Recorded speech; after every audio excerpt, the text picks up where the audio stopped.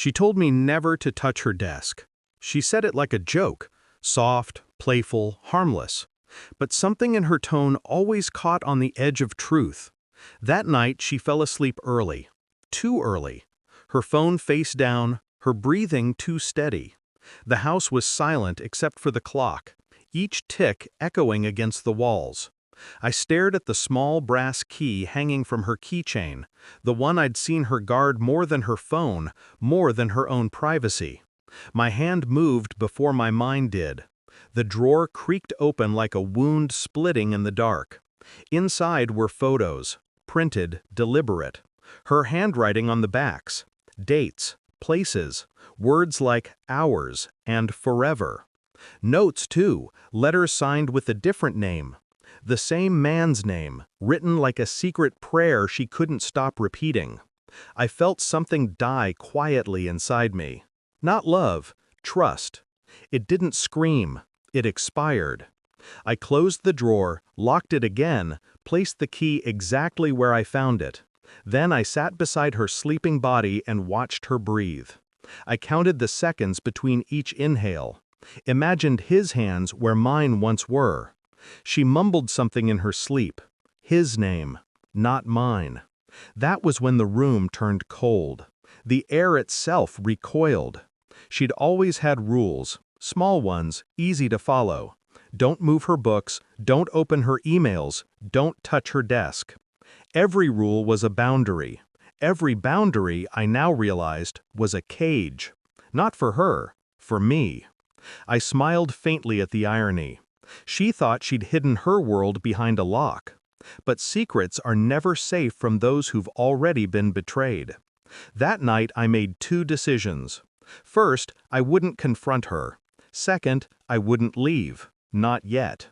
I wanted to see how far her lies could stretch before they snapped. In the days that followed, I became invisible. Not to the world, to her. She went about her routines with the confidence of someone unobserved.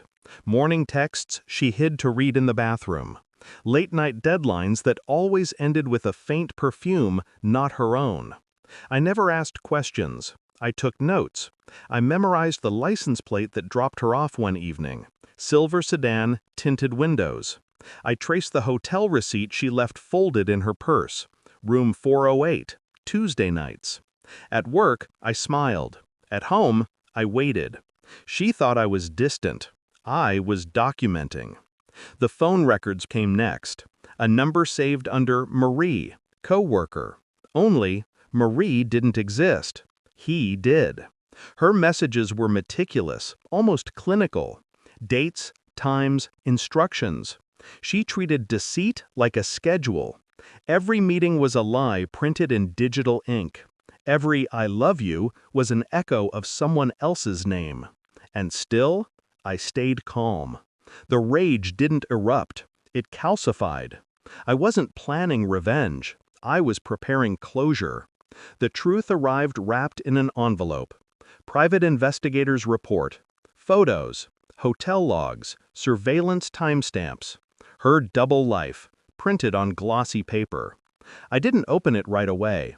I waited until she came home, humming softly, pretending normal.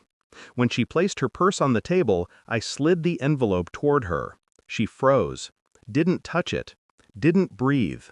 "What's that?" she asked. Her voice cracked, barely.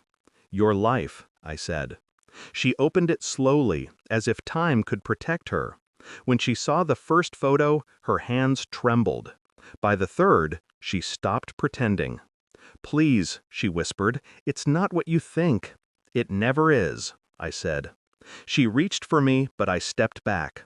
For the first time, she looked small, like her lies had stripped her of shape. That night, she cried in the living room while I sat in the dark of our bedroom. I didn't shout.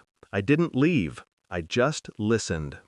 Every sob felt like a confession I didn't need to hear. When the noise died down, I stood, walked to her desk one last time. The drawer was still locked. I opened it with the key she'd carelessly left on the table. I took off my wedding ring, held it for a moment, the last symbol of a promise she'd already buried. Then I placed it gently beside the drawer key, closed the desk. She'd find it in the morning. She'd understand everything without a word. No scenes, no closure, just silence, sharp enough to cut through guilt. I left before dawn. The sky was still dark, as if refusing to witness what I'd become. I didn't take anything, not even anger, only distance. People say heartbreak changes you. They're wrong. It reveals you. I thought I was a husband. I was just a keeper of evidence. She told me never to touch her desk. I didn't, until I had to. Now the only thing left of us is a locked drawer, a cold ring, and a silence she'll never escape. Because truth, once uncovered, doesn't set you free. It buries the liar alive.